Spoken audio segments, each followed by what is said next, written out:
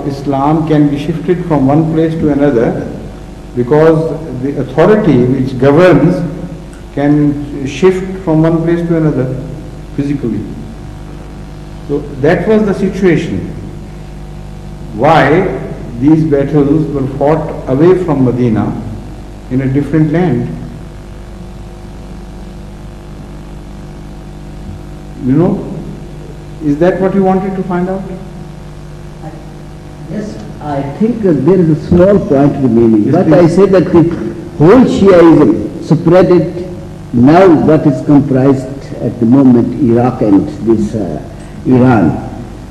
So we don't see any Shiaism in Hijaz, which is now Saudi Arabia. You see, that's my point is. After all, he was related more to Hijaz. Yes, I have discussed this issue many a time before, independently of what happened at Karbala and why they were moving from Medina to Kufa. I thought you all wanted to find out this question, why they went there, what was the reason why they went there. In fact, Ahle Kufa invited them to come, and they had promised that they would accept them as Khalifa. This is why they were going out to there. And at that time, Medina was not the seat of caliphate in any form, in any way. So that I have already explained to you. But the point which you are now raising has a different characteristic. The fact is that the true descendants of Hazrat Ali Karamallahu Wajhahu were always defrauded in the history of Islam by various regimes. First, they were most cruelly treated by the Umayyad dynasty.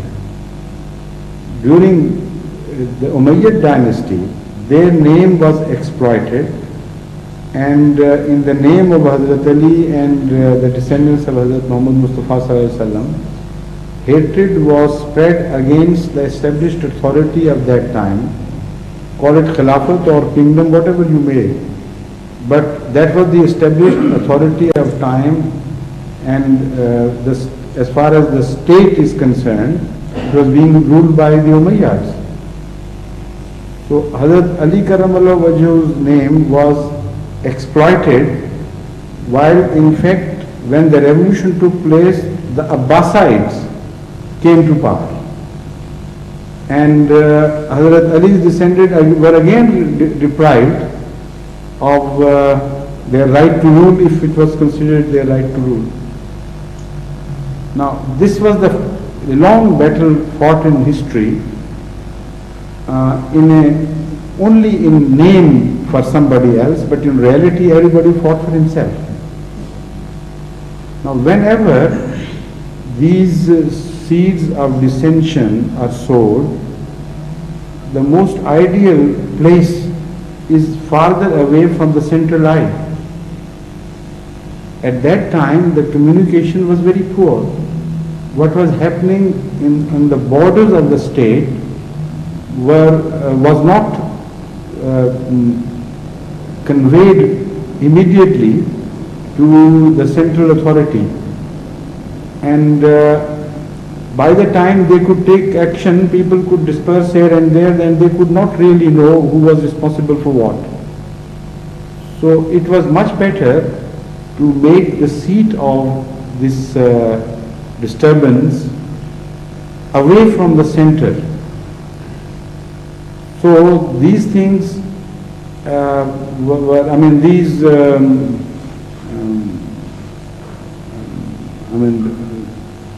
the preparation for that revolution, whatever it was obviously made away from the central eye of authority.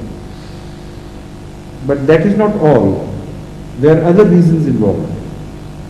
According to the Shia philosophy, Hazrat Sallallahu Alaihi Wasallam's spirituality, his status, was to be inherited by his descendants. Now this was an idea so foreign, so bizarre to those whom Hazrat Sallallahu Alaihi Wasallam had himself taught.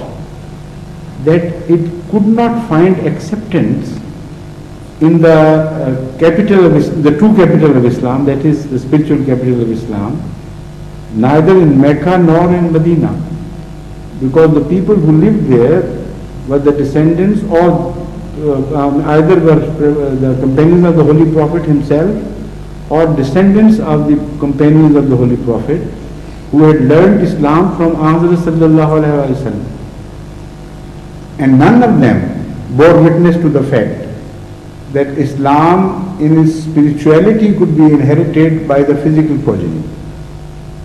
So the very idea was totally unacceptable to those who were in the middle of Islamic spiritual kingdom, I am talking, not the physical kingdom now. Now, at the same time, Islam had spread very rapidly and enlarged its physical hold on the neighboring countries.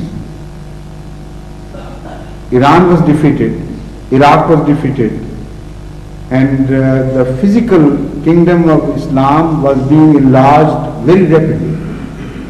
The people who lived in those countries had not accepted Islam at the hands of Hazrat Muhammad Mustafa sallallahu alaihi wasallam. They had not been taught and educated by Hazrat Muhammad Mustafa sallallahu alaihi wasallam. What they knew, what history had left for them, their own history, was the simple fact that a king was inherited by his descendants, by his sons or other close blood relationships. And this was what they thought was going on and on from the history known to them. So these were the true fit people to spread this idea of Shiaism among them, and it was naturally acceptable to them. They could confuse that issue of spiritual inheritance with the physical inheritance. So this is exactly what happened. This was a logical conclusion. So it served both the purposes. Shiaism spread on the borders of Islamic kingdom and in the regimes which were in the countries which were annexed later on by the Muslim empire. They were away from the site of the center as well as away from the true teachings of the Holy Prophet of Islam, peace be upon him.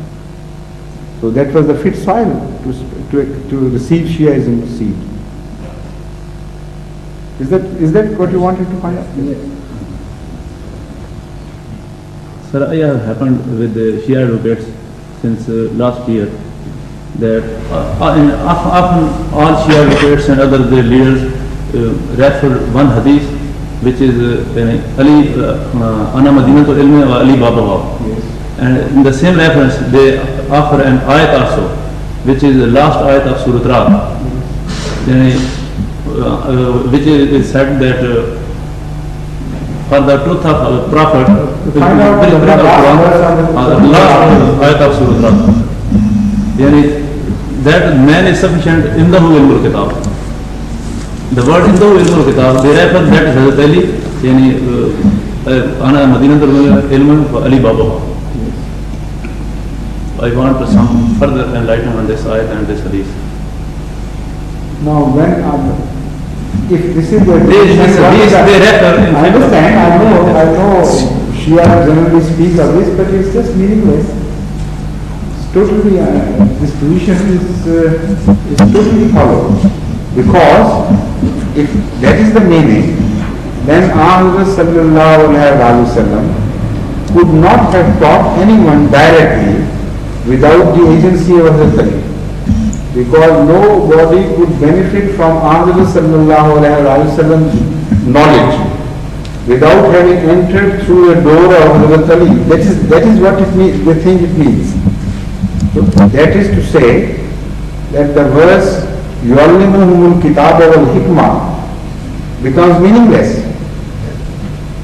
Because this is positively known that Ahmad sallallahu alaihi wasallam spoke directly to his followers and taught them directly himself, not through Hazrat Ali. So if, yes, read the verse please. ويقول الذين كفروا لست مرسلا قل كفى بالله شهيدا بيني وبينكم ومن عنده علم الكتاب. they refer in the Huirun Kitab, the Hazrat Ali